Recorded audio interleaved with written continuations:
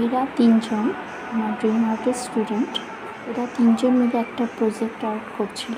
তো আমি ভাবলাম একটু ভিডিও করে আপনাদের মধ্যে আনি। সব স্টুডেন্টকে তো আনিনি, একদিন নিয়ে আসবো সব স্টুডেন্টকে। আজকে তিনজনকে আনলাম।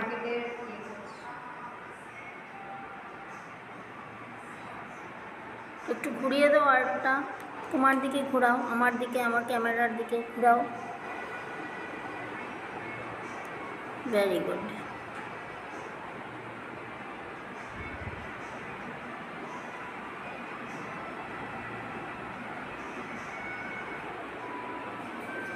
একটু তাকাও, হাই করে দাও। তুমি কি করছো? একটু হাই করে দাও। দশমী